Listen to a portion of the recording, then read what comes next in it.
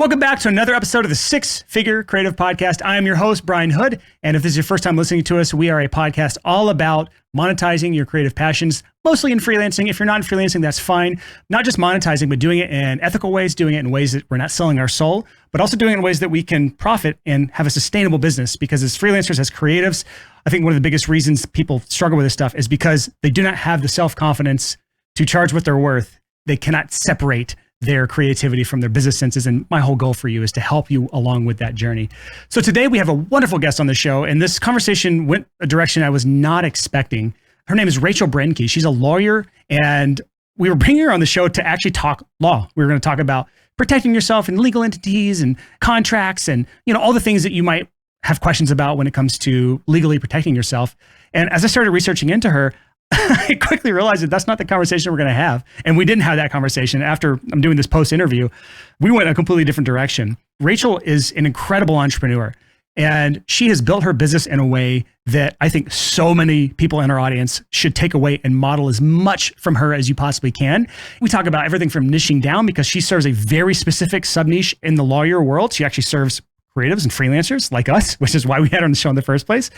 But also we talk about how she splits up her offerings. She calls it an Ascension ladder. It's how she has pricing for done with you, where it's like the higher price, higher ticket, where she's working directly with clients. The done with you, where it's like a mid-tier pricing, where she's working alongside of them, but they're doing the work themselves. And she has do-it-yourself offerings as well, where she's created assets that she sells, and it gives her passive income. And we actually had this conversation before when we had Rachel Greenman on the show. I'll give you links to that later on in the interview. I link back to the episode that specific conversation's on. But this is a wonderful business model that she's created for herself, and it directly translates to any freelance business out there. Whether you're a music producer, you're in photography, you're in videography, you're in graphic design, this would translate everywhere. And not only that, we talk about Rachel Brenke's content marketing machine. She gets all of her clients and customers from her content marketing engine that she's created. And she does all of this while also being a mother of five. She's the Renaissance woman, is the best way I can describe her. And she's very much like me, where she has ADHD and she just has her hand in so many different directions. We talk about how she overcomes ADHD. We talk about how she makes decisions, how she chose her niche. And by the way, she has a seven-figure business. She's actually earned, at this point, close to or more than $10 million from all her businesses combined and all her revenue streams. So if that doesn't convince you that there's something to take away from this woman, then I don't know what will. If that's not interesting to you and you don't want to know how an 8-figure business owner sets their businesses up, then go ahead and turn the podcast off now. For the rest of you still here, this has absolutely got a lot for you. And this is like a mini masterclass in entrepreneurship for freelancers. So enjoy this interview that I had with Rachel Brenke. Rachel, thank you so much for coming on the podcast. Yeah, thanks for having me. Yeah, so I originally got you on here because you're a lawyer, and I was like, hey, we need to have somebody on here to talk to us as freelancers about all the legal things we need to protect ourselves. And I was doing research on past interviews you've done, everything I do for all the guests that I have on the show, looking at your website and all that. And I started outlining the question I want to ask you, and last on the list was legal conversations. And so because you're like a fascinating person, and you've built your law business in the way that I tell our audience to build their freelance businesses, their creative businesses. And as a service-based business, you are basically trading services in form of payment. There's not a big difference between you as a lawyer and every other freelancer listening to this podcast right now. And you're doing some really cool stuff. So I do want to get to the legal stuff if we have time, if we get a chance. If not, we'll have to have you back on to talk about that stuff. But I really want to talk about what you've done as a lawyer to build a successful practice, because you have every excuse in the book for being too busy to not do the things that you need to do. And I've heard them all. As a podcast host for over 200 episodes now, and someone that's been in the content marketing world for 5, 6, 7 years now, I've heard every excuse from every person. But you have 5 kids, a later start in business, I believe, and you had a big, long adventure in fitness and doing Ironman triathlons and all these side quests, I think, that prepared you for where you're at today. You're doing one of the number one things that I try to get our audience to do as much as possible, and that's niching down. You've niched down in a number of ways, and I want to talk about that because one of the ways we found you is you kind of niched down to the freelancing world. And that appeals to me because when we start talking about legal stuff later on, if we get to that, it's really difficult for most lawyers to speak. I don't want to say down to us, but honestly, kind of down to us because we're creatives and we don't want to think about law. From the perspective of you've also been a freelancer because your background is freelance photography as well. That's one of your side quests in life. So I want to talk about your adventure of niching down because there's a few things that people fail to do this on. I feel like it's been one of your keys to success as a lawyer. And there's a bunch of others I'm going to bring up that I've just noticed just by researching you that we'll talk about. But you've gotten 3 different niches. And I want to talk about how do you choose a niche yourself, weighing passion versus profit, because you're not in what I would consider the most profitable niche as a lawyer. For the photography or freelance niche is probably not the most profitable. At least I wouldn't think so. So like, first, just give me your thoughts on how you found yourself into the niche of photography and freelancing as a lawyer, and then just go from there. Yeah, so it's interesting. I love talking about niching down. It is one of the things that I always circle around when we're looking at marketing. How do we talk to people, working with my own business strategy clients that come to me. And even this morning, I was talking with my team because I'm appearing next week to speak to lawyers, and they wanted me to talk about unconventional marketing. And I said to them, I'm not doing anything novel. I'm not doing anything so unique, but then it's like, it's all about the niche. And so it's really about getting terrifyingly niched down and speaking to one very specific person in one industry. But that's not where it stops. That's where the majority of the niche conversations out there end. You've really got to niche down even further because you have subsets of people that you're talking to, that you're trying to serve. But also more than that, when you get into your offerings, when you get into the content platforms and the type of content you're going to put out, all that has to be very niche specific. So hopefully no one's clicked away from this podcast yet when they heard niche down because they think, oh, I've heard that 100 times. What you've heard is that very superficial, pick an avatar, pick a unique serving position, but you didn't really niche down the rest of the path, which is really where the key to setting yourself apart and making it quote unquote easy for you. You even said in the intro, it may not necessarily be one of the most profitable areas of law, but what came to my mind was I wanted to jump in and say, how do you define profitable? Are we just talking financially profitable? Because it's very financially lucrative, but I'm also not having to work 80 hours per week like some big law lawyers are. And so, if you're combining the numbers on paper plus also the life numbers, it is more profitable. But the only way to get there was for the 5 key things that we just mentioned of what you need to niche into. Yeah, there's a lot to unpack there, but that's actually, I think, one of the earlier places to start is like, what kind of business are you trying to build for yourself? Because you could have gone the traditional law route where you're trying to do the big cases. And I don't know anything about being a lawyer other than what I see on TV and in documentaries like Staircase and things like that. It's not like that at all. I figured it's not like that for most situations. But like, I imagine if you're doing a true crime cases as a lawyer, there's a lot of hours put in. There's a lot of like BS you have to deal with. And that wasn't a thing for you. And again, we're not here to talk about law businesses specifically, but as far as the conversation of niching down, there are multiple paths anyone can take in any industry. I think the area that people struggle with is like, they don't know which one of the paths to take. And this is the area that I'd love to hear your thoughts on this, but like most people struggle because they fear choosing the wrong path when in reality, it's not black or white. It is just merely shades of gray. And for most cases, when I'm talking to somebody about niching down, any path would work. It's just a matter of like actually choosing the path and taking steps towards it, because you said it's all tied to your content marketing. It's tied to your branding. It's tied to how you show up in social media and anywhere else you're doing like marketing. I'm using air quotes here about marketing. How do we make that decision when it's just shades of gray and it's not black or white? I almost just paid you for that lead in, because what came to my mind anytime I have this conversation with people is, well, how do I choose a niche? And I kind of challenge them and say, you don't. You make a choice, not the choice. And you said, how do you make the decision? You're not making the decision. You have the freedom of being a freelancer to change it to whatever the heck you want it to be. And it actually should change in ebb and flow. Yeah, I mean, I can look back at all my businesses and we have a lot of the same foundational niche aspects between who we're serving, what we're serving, how we're serving it, and all of that. But there are still, we mentioned subsets earlier, there are things that I fine-tuned over the years. So I guess I want those listening to have freedom and to know you can make a decision.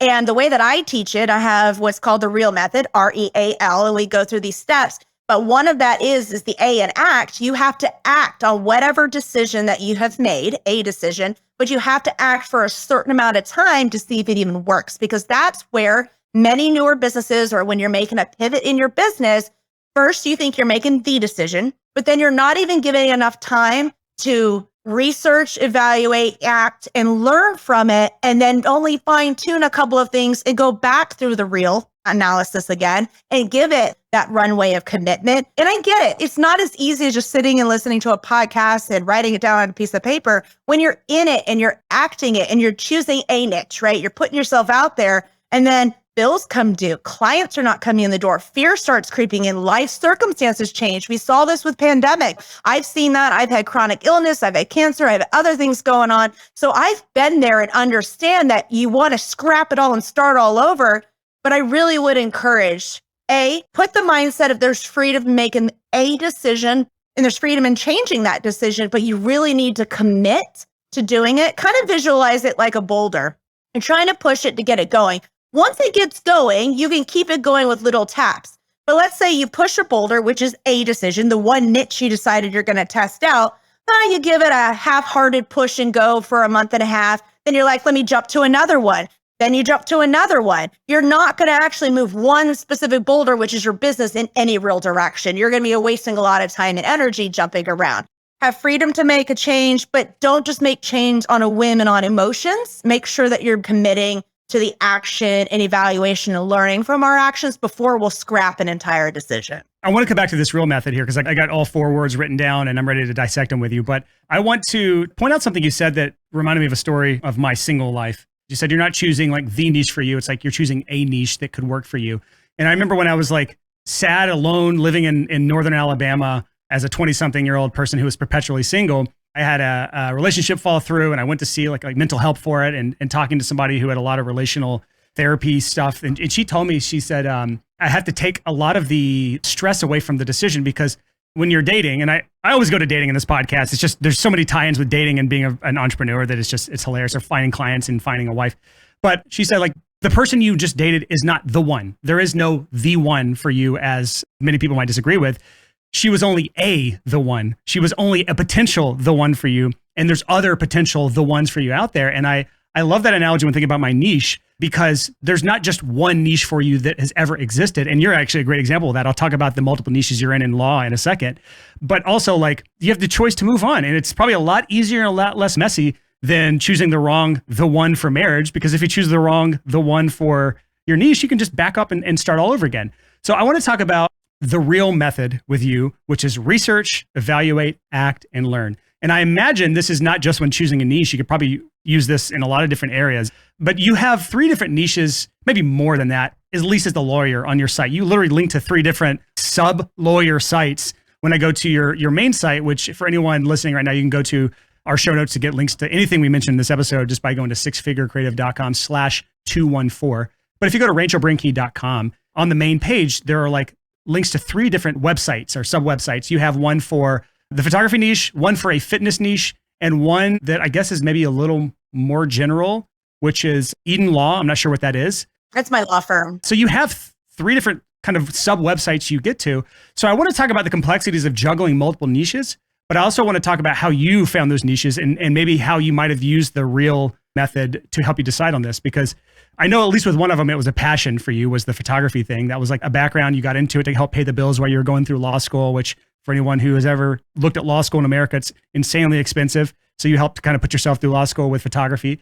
And then the natural next step was you had photography friends and you were in that niche. So it made sense to do law in that world. But how would one employ the real method? And then just talk about how you fell into your niches.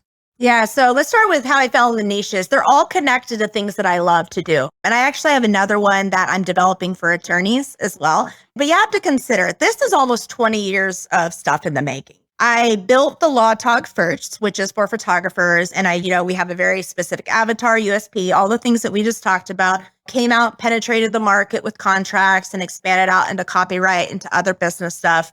And that is fairly self-sustaining at the point. I do content creation, but all of our products are there, our courses, all the things that you need to be a legal photography business. And once I got to a certain level, that's when I started getting into the fitness world. I compete with Team USA. I've done Ironman triathlons and all that. I'm out on course, I'm out racing, and I have people say, hey, I'm a fitness coach. I saw what you do for photographers. Do you do this for fitness coaches? And so it just developed and saw a need and moved into there. And it's the same thing for lawyers. There's so many lawyers out there running firms, but they need help. And so I'm able to combine like my business consulting and my legal together for them. And all 3 of them, if you look at it, they're almost very similar offerings. There's contract templates, there's business tools, there's courses. I didn't build them all at one time, but they're all very directly correlated to what I have personally done and also what I'm passionate about and have seen a need for. And I think when you go into business with a heart service, I mean, and mind you, I'm not getting all touchy-feely necessarily. I still think businesses should be profitable. I think that you have money to live, you have money to make an impact in the world, but there is an element that many of us get into business because we want to serve others. At Rachel Brenke, where we do a lot of the business consulting in Real Biz Accelerator, when people first come to us, before we even start talking about niches or choosing a niche or me asking what they're passionate about, and you kind of touched on this earlier, we talk about service of self, family, blood or not, right? And your community. And then we also define what we want our real life to look like. Then we get to our business. So before we're even going to decide on a niche to get into, we want to set it up so that we're putting measures in place that we can choose the right niche. Because I have seen people that log on to social media, Pinterest, they are like, oh my gosh, I have to choose a niche. And then they end up getting connected to one because they may feel like they're passionate about, but it doesn't fit the life circumstances that they're in, or it's not going to serve them to be the life that they want to end up being into. That's where passion starts to fizzle. You can't just do for what you're excited to serve about. It also has to how you can serve yourself and those around you. You have to combine all that together. So that's essentially what I did with the 3 brands. I am interested in the passions of all the topics, it's things I've been experienced in, but it also have all been created in such a way that I can still have the fairly flexible lifestyle with the 5 kids and traveling to train and to race for me to be able to do that. So I would encourage anyone listening, if you're like, oh, niche, throw the niche conversation with yourself out the window for now. Maybe just keep it in the back of your mind. Well, we say Rachel Brenke, no, I talk about myself in third person. That's the website for the consulting. But what my team and I say, create a real business to live your real life. Business should be a supporting actor. And so in my long-winded fashion, I sell it to say, don't just arbitrarily pick a niche that you're excited about if it isn't going to help create that business that's going to help you live the life that you want. It's all kind of got to be partnered together. And I think that is really incredibly important. So when I moved into these niches, it was how can I achieve the real life goals that I'm wanting to achieve? And the good thing about those two, just like we talked about decisions, they can change. Life circumstances change. We saw that in pandemic. I was so thankful for the businesses I had created then. It still came with its own set of struggles, but I think that's kind of the methodology that we work through before we even get to real method, before we even get into action. It's a lot of strategy planning before we even get to what majority of coaches out there are talking about. Choosing a niche, you talked about balancing like the passion, the heart, the profitability. Like those are the kind of things I look at when evaluating this. I think it's worth pointing out that you're offering a relatively high-end service. Like lawyers are not known for being cheap. Well, they're cheap as people. They're not cheap to pay for. Maybe so. I'm not qualified to say that, but you are. Okay, so like you have what I call like a higher end service. So that makes sense that you can work in the lower end world as far as the type of clients you're going after. And I only say low end because like corporate clients obviously have more money, obviously have more budgets, but that's not the niche you chose because there's probably not much passion behind that. The danger that I've seen with niching down is when you have a lower, cheaper service, something that's very competitive, the race to the bottom kind of commoditized service, and you're trying to serve a really low tier type of client. I feel like that's at least worth the discussion whenever we're trying to decide on, is this a viable business for us? Because I guess we're in the like research and evaluate phase of the real method. What do you think about when you're trying to decide on a niche as far as the research and evaluation phase? I have business consulting, which is trading my time for dollars.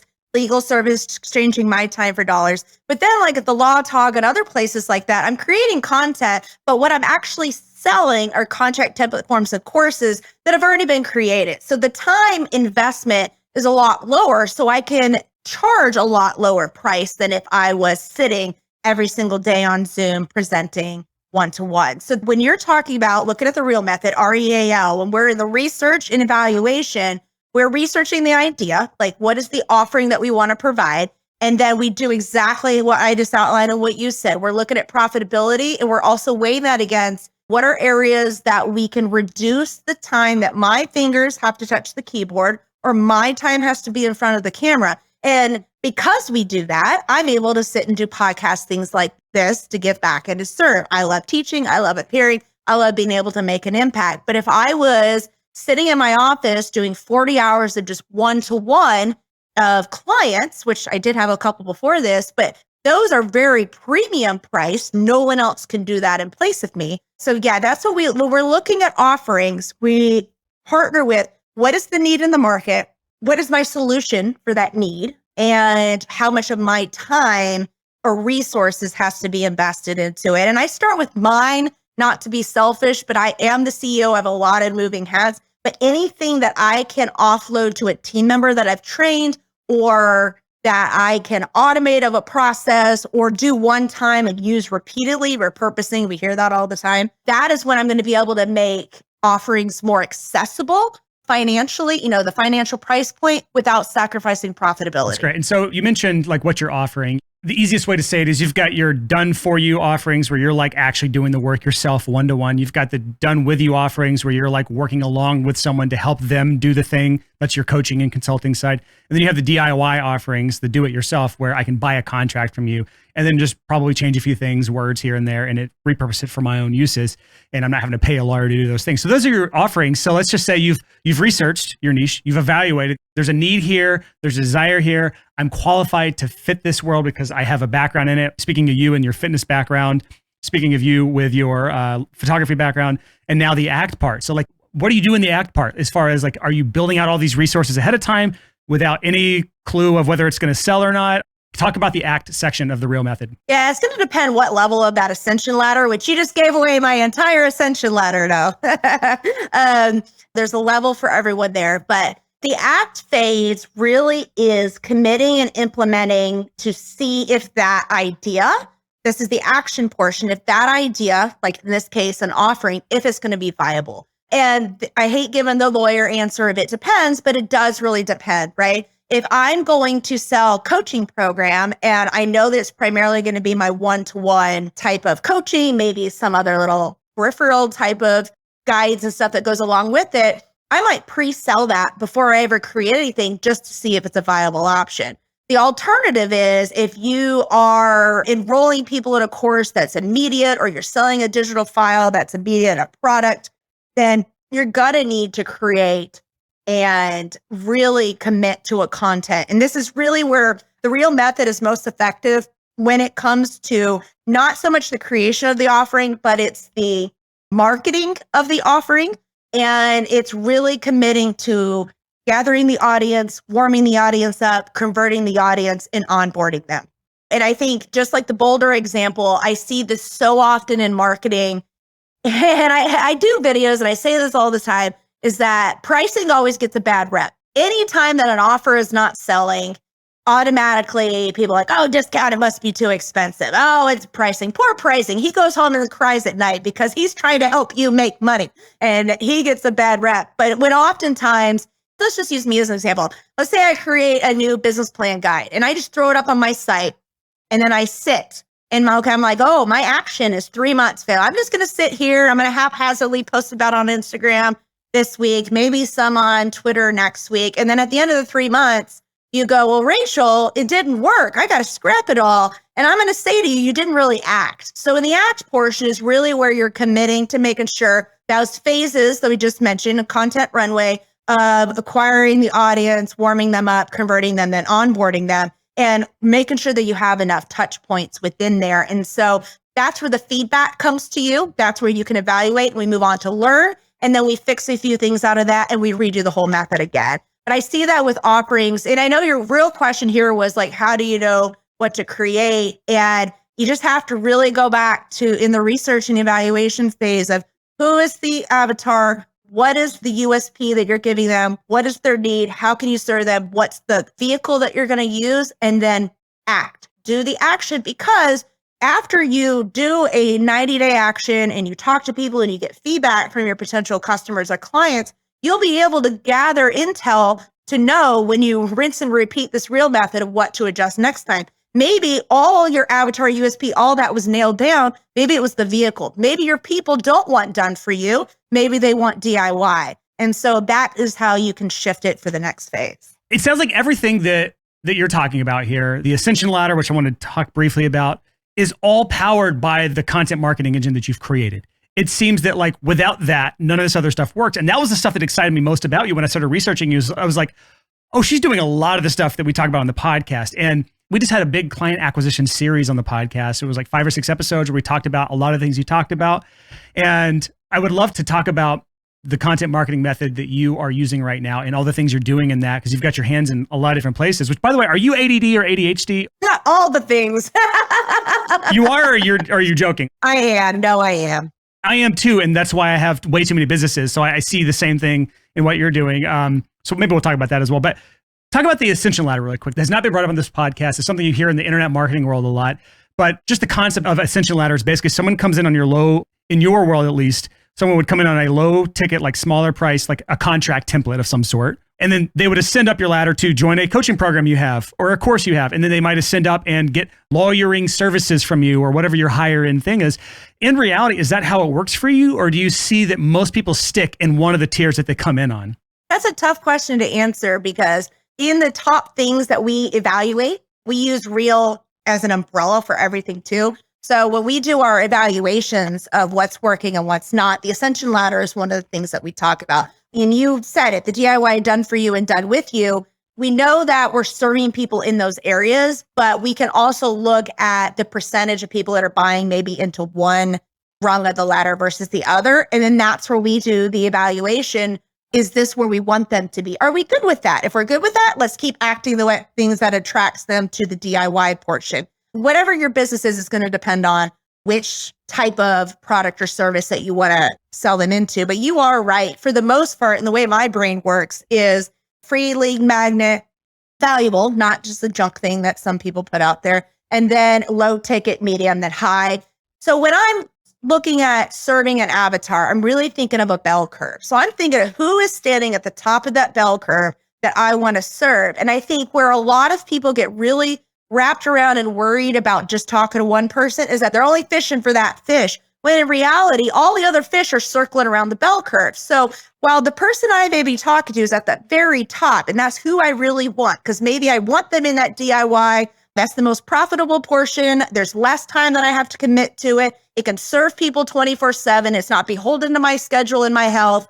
I'm still going to get people, because the way the bell curve works, I'm going to get the outliers who want to bypass all of that. And they simply want me to do it all because either they value the time, they value the trust in me, or they just simply want it done with me. They do ascend because I walk them down a path. And again, when we're talking about this isn't just me like, hey, make more sales. Although you spend more time and money trying to acquire more leads than you are just really cultivating the ones that you get. So once you have a customer that comes in the door, it is more cost effective for you to keep, upselling them, pull them up the ladder. But also for me, with the way that I have framed my offerings and what I'm put out there, is it's the best way to serve them, because what is my end goal for them? My end goal, whether you're a photographer, fitness coach, lawyer, or whatever else I'm doing, is for you to have a strategic, profitable business and for it to be legally protected. And so all of the products that I have all build on each other and fulfill the different pieces that I believe are needed. So to answer your question, yeah, sometimes we get people that come in the door for the DIY. They either don't have the money or they fall out of the industry or they just simply don't want to go up the ladder. But my intention in the way that we execute in our action is to pull them up the Ascension ladder, because we are committed also to their success in achieving that goal that we have for them. That's great. And just for anyone listening right now that wants to learn more about like building out the done for you, the done with you, and the do it yourself models, this kind of Ascension ladder. On episode 175 of this podcast, we interviewed Rachel Greenman. She's actually a copywriter for photographers. You may know her, I don't know, but she's in the kind of the same industry as you, offering a valuable service to a very specific niche. And she has those exact 3 ladders, rungs on the ladder with her own business. And we talk about it on episode 175. So I want to talk about the content marketing engine for you, because if you don't have people coming in the door, then you can't act, you can't learn, which is to me, the 2 biggest parts of the real method, because everyone can sit and endlessly research and evaluate. That's the R and the E. And then they never take action. Or if they do take action, they rely on what I call hope marketing, which is the death of a business. You've done none of that. You have, I'm just going to list off the things that I found when researching you. You blog. You don't just do social media. You have 22,000 followers on your personal Instagram. You have 12,100 followers on the Law Talk Instagram. You have 8,500 followers on the Fit Legally Instagram. You do podcast interviews like this, which, despite it being a wonderful, valuable resource for our audience, it is also a way for you to do content marketing, because you're getting in front of thousands of listeners who may or may not be your ideal customers for what it is you offer. So it is a wonderful way for you to get heard. You have a podcast for yourself, although it's not extremely active right at the moment, but you have put out something as recent as this year. You have released books. You do email marketing where you're gathering leads with lead magnets. I imagine you have autoresponders in there that help sell things passively. There's probably more. I don't know, but just talk through your thoughts on content marketing and what's the 80-20 of all of this machine that you have going on. Yeah. So before I get into that, this is something I wanted to say on the Ascension ladder too. I want y'all that are listening to understand this is decades in the making. When I start out and with the way I build my silos, I don't start out with all the things. I start out with one avatar, one USP, one offering, and I get really, really good at that and keep rinsing and repeating the real method until I see who I'm attracting, fine tune if I need to reattract, and then I start doing other offerings. Same thing goes for content marketing. My Facebook has like 46,000 because at the time when I first started, that is the platform, and I still cultivate this platform. That is my primary platform that I really want to focus and work on. And I think one of the big mistakes I see, it's so easy. I'm one of these, you asked if I'm ADHD, my poor team with all my ideas and the way that new things come along, they have to be like Rachel focused. Like we really try to commit to a real simple business. I know it sounds overwhelming. Everyone's like, oh my God, Ascension ladder, all these social media content. But for me, it really is about choosing one or two content platforms and get really good at those. And then look at how you're repurposing that content. So for me, I do my own social to a point because I can't replicate my face. I'm the only Rachel Brenke in the world, which is awesome. But it makes it sound like all I'm doing is posting on social all the time, but it's actually very little because of the processes that we fine tune. You mentioned like the podcast. That was a very intentional choice through the summer that I wanted to take off with the kids. We're rebranding and we're relaunching that. But for me, the way that I'm going to relaunch my podcast is I'm going to spend an entire week recording and have 4 to 6 months of content that's already done so that it's all taken care of. And so I just share that little mindset shift. I know that this can be very difficult if you're working a full-time job or you're doing all these one-to-one like clients and you're like, oh, how do I even fit this in?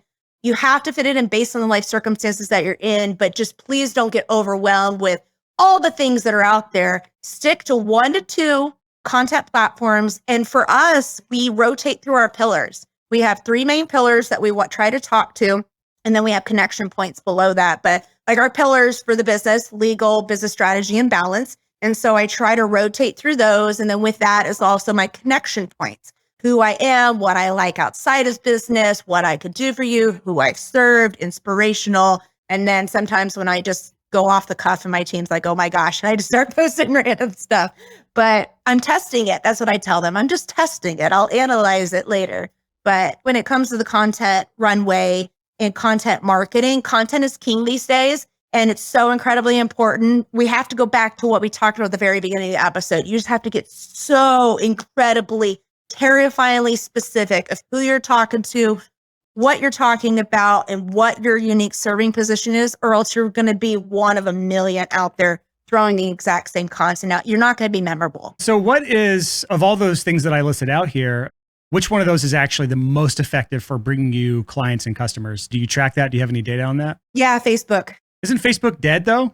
No. Oh my gosh. Last week, I don't know if you saw it on my social, I got logged out because I had to go to Europe for a funeral last minute. And I got back. It was fine the whole time I was gone. I got back and Facebook apparently thought I had hacked myself and they locked me out. First of all, I lost like how many years of personal stuff. And then I was to the team, I'm like freaking out and they go, Rachel, it's not our only thing, right? We have multiple content platforms. I'm like, yes, but it's kind of been like my baby. That's been the core one from the very beginning. But it was so great though, is that we didn't see a blip in sales because I don't just cultivate the people on the social media. I'm pulling them into my house. So they're coming into my email. I'm having them on other platforms. And so even I said to my assistant, I go, Kelly, what if it's gone? She's like, you'll build better and bigger. Like, you just, because we don't just wholly depend on that. But yes, Facebook. And I have my account back now. Good, because I was going to drive to California. and knock on Mark Zuckerberg's A friend of door. mine actually who does some substitute co-hosting on this podcast, he lost his Facebook account. His big driver of new leads is Facebook ads, and he got his entire account banned because of some terminology he used, which he just said literally like hook a friend up with like something, and it just said hook up, and then there was something about getting paid because there was like just the way the ad was, it just came across to their algorithm as like a prostitution thing, and got his entire thing banned. And that was not a good moment because it's a single point of failure for any business if you rely on ads. So it's good that you talked about having these different things you've built out. And just to kind of add what you said earlier, as an ADHD person myself, like I approach this exact same way you do, where I imagine it's like a bridge from like where I'm at now to some island in the distance, right? I'm trying to get over there. And there's different ways to get there, from Facebook to Instagram to social media, TikTok to Facebook ads, YouTube ads. There's just like a million different ways, content marketing, podcast. And because I have ADHD, I also have this gift of something called hyperfixation, where I can really focus in on one thing and I tune everything out, which is why I have thousands of unread texts and emails and messages and everything. And I have everything on Do Not Disturb at all times. And I see the bridge to completion. And then I just let someone else, my team or something, maintain that bridge while I build the next bridge. And I know you have a team of around 10, 12 people, at least maybe more at this point, that is kind of help you maintain the bridges that you've built as you build these other bridges. We've said on this podcast before, but like, don't compare Rachel's, chapter 60 or level 60 if you're playing a video game to your chapter 1 or level 1 as a brand new video game character. But Facebook, I want to come back to this because this is interesting to me. You're the first person I've had on here in maybe a long time that says Facebook is their main driver of customers and clients. Because it's my age. Well, not just that, but like it is not the most popular social media. It's not the big sexy social media. And in my own experience, as far as business pages go, the organic reach is dead. So what are you doing on Facebook that's actually bringing you traffic and clients and customers that I'm not understanding? Because I would love to know a bit more about what you're doing on Facebook for this to actually work for you. Well, of course, Facebook ads. And then we have Facebook community groups for all the brands. But what I've been testing out is more of, it's going to sound so simplistic, but stick with me. Simple is best. It's really what is hot. Think almost PR, public relations. What are hot topics? Those have to be controversial, but what are hot, engaging topics right now? And how can I relate them to business and legal? And that's what we're doing. And we're seeing a huge uptick in engagement on Facebook. And I think what's difficult for me to get away from Facebook and Instagram, especially since now we have both of them, there's such good, great targeted marketing, right? Google Ads is wonderful. There are targets, but we mentioned before, people that are already a little bit lukewarm to you or already a customer, it takes less touch points to convert them at that point versus a completely new cold person has no idea who you are. And the good thing about Facebook and Instagram marketing, especially when it comes to paid advertising or even when it comes to organic, is that you almost have built-in authority when it comes to targeting, because you can target people who like your page and their friends. The algorithm works in the same way for unpaid, just organic marketing, that when your friends comment on my Facebook page, it's going to end up coming in your feed. Birds of a feather flock together. So when we're thinking of the bell curve, well, the person standing at the top of the bell curve, they've got friends. They have friends that are very similar to them. So that's kind of anytime that I'm sitting down to write social media, I think about, okay, what are some world events that impact business? Who am I talking to? What am I talking about? How can I serve? And also filtering through like my pillars and my connective points in my mind, just for like the aesthetics and all of that, but really driving up engagement. I got on Facebook, it was really, really hitting it hard before paid marketing. And so that's where a lot of my loyal people are there. If I had to start over, do I think I could do it again? Yeah, for sure. I definitely could. But until they fully lock me out, Mark Z, I'm going to keep developing my Facebook. We have a Facebook group as well, and it's 9,800 people, something like that. The organic reach is great in there. So anytime I post something in there, the reach is wonderful. So it's completely different than a business page. So that makes sense that you'd be using that strategy in there. And you're also participating in other groups. We actually found you in another Facebook group in your niche where you were participating in conversation. And that's how my assistant found you in what we call one of our watering holes for this podcast. We hang out in different watering holes where we're identifying potential guests for the show. And you were in there conversating. And I imagine you engaging in Facebook groups with your ideal client. Part of the reason you can do that and you can spend time and invest time doing that as someone who probably values your time is that it brings in clients and leads and things for the business. One of the things when I define my real life and real business, the business side of it, I wrote out like what is really important to me. Creating a social media content was something I never wanted to give up. Sure, I have help with editors and things like that, But the other one was really connecting with my ideal audience, even if I'm not pitching to them. One of my business rules is for every one action I do, I need at least 3 returns. And so when I get in these groups, I'm not only getting my name out there, just like this. This is a perfect example. You never know who's going to see me, right? And now it's opened up another possibility. I am able to serve someone. So that does for me, intrinsically, and helps them. But like third, it lets me know what the biggest pain points are so that if I need to go back to the drawing board to create a new offering or fine tune my existing offerings, because I would do fairly well, but I'm not a multi-billion-dollar corporation with millions of dollars going into research and development, right? I don't have big marketing teams that are doing all this for me. And so this is a really good way for me to be able to key in and go, oh, you know what? That's the kind of product that's needed. That is like a DIY type of deal. And it's direct market research is all it really is. And plus, I love it. I want to keep my pulse on the industry. And especially as an attorney, this is something else I really caution. If you take nothing else away from this entire episode, if you're going to hire a lawyer, please really get one that has, one, done business outside of running a law firm, because they don't really know what it's like to run a business that you're in, except for legal. And 2, that they've really been intimately involved in the industry that you're in, whether they had extensive experience with other clients or they were in the industry themselves, like I was a photographer, athlete, et cetera.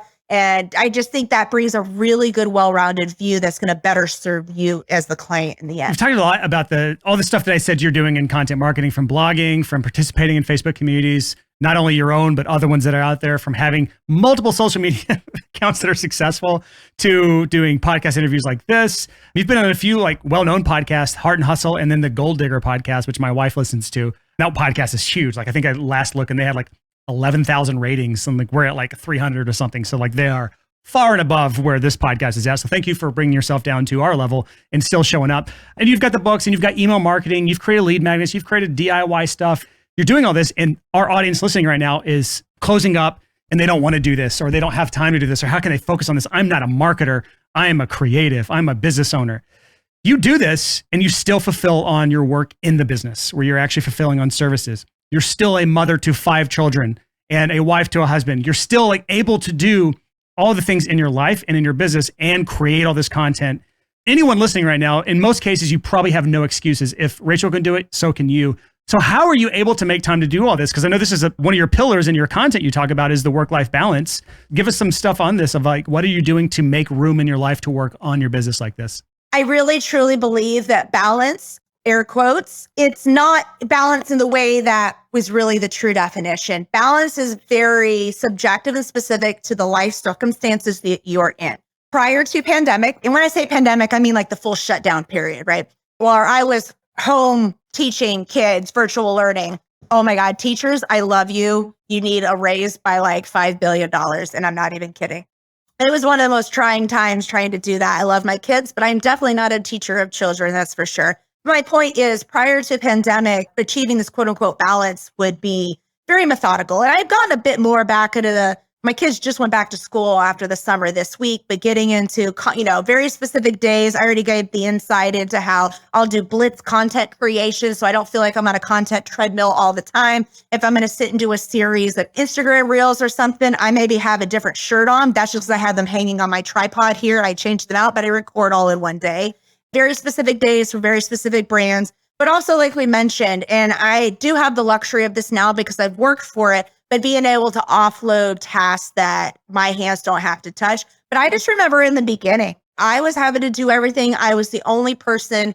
And even now, sometimes, we might have changeover, or I decide to go off the rails and figure my own thing out, then come back to the team. I'm still in the weeds doing things. And I think there's value to that. And in fact, I think there's great value into someone who wants to grow their business to doing all the tasks. I've shared an example on other podcasts before, and it's still true today, that I used to wait tables all through school. Even when I was going through the cancer treatments, I would do that in the day, and then I would wait tables in the evenings. And what I always loved about some of the restaurants I worked for, that was in order to be the manager, the general manager, the boss, you had to work all the tasks in the business. You had to be the busboy. You had to be the dishwasher. You had to be the chef, so that you knew the value of what people were doing. You have more respect for what they're doing, but you could also come in and help out if something happens. And we definitely saw that during pandemic when all of our schedules changed, the whole world stopped. So I share that to say, in the beginning, I get that you're having to do everything yourself. Do what you can. Try to get as within the confines of the life circumstances that you're in. If you have to go slower, you have to go slower, and that's okay. But as you grow, try to automate what you can, try to outsource what you can, but never completely just abdicate your responsibility for knowing what goes into tasks. We could have a whole episode just on metrics and analysis and things like that, which really doesn't sound that super fun, especially to creatives. I'm a numbers nerd, so I love that stuff. I don't know if our audience would, but sometimes it's good to have that content because you need it no matter what. When I referred to burnout or jumping from boulder to boulder earlier, that's often where it happens. You're only looking at like the money numbers and not really seeing things that could be actually changed to impact that financial. But coming back to this balance thing, I'm hesitating just because I'm feeling the emotions. Actually, there's some key points in my career so far that I remember when I wasn't self-aware about how my life circumstances had changed. And I was trying to stick to that rigid, I must blog on Mondays. I got to do this on Tuesdays. And I was very much blinded to that everything had evolved and changed. And this is where I really have instituted making sure that I have days that I shut everything off. I'll do a couple hours and I reassess real business, real life definition. I'll reassess the life circumstances that I'm in. Not that I'm changing my life, but I mean, how can I change the business to fit? Because my kids are older now. I started my businesses when they were babies, and making sure that I'm really self-aware and strategizing to work with that and not against it. Because at the end of the day, if you're in this constant feeling of, I can't balance, I'm so burnt out, it is fixable. Many times that's when clients come to me at rachelbrenke.com and we're working on business strategy.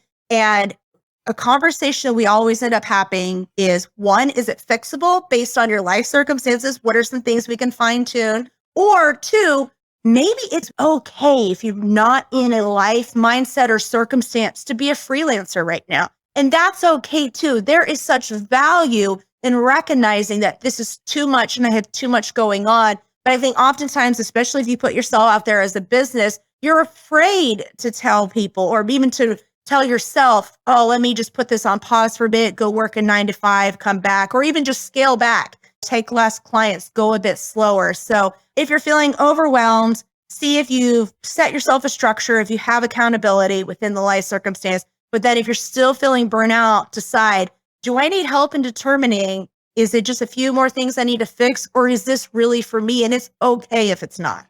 This is all great. I wish we had more time to delve into everything that you've brought up today, because we didn't even get to the legal discussion. Maybe we'll have you back for that. But at the same time, you have a lot of content on your websites for that. So what would be the best place for someone to either connect with you or to consume some content around legal protections and stuff? And again, love to have you back to talk about that in the future. But where can people go now to connect with you in relation to that stuff? Yeah, so you guys don't have to wait for it. rachelbrenke.com. We have a free legal biz audit that you can get on there. You download, go through it, kind of show you some things you need to work on. But again, I'm on Facebook and Instagram primarily, and as well as YouTube. And I do my own social. I'm doing responses. Sometimes the team will help. But if you really are like, hey, I want to talk to Rachel, just send the message. I'm checking them. I'm seeing them. And I'm happy to help. Anything we talked about here or anything else, maybe something came up in your mind. I think that in business, it's all interconnected. And so you just never know where to lead, and I'd be happy to help. And we'll have links to everything she just mentioned there, going to sixfigurecreative.com/214. Thank you again, Rachel, for coming on the podcast. Awesome. Thanks for having me.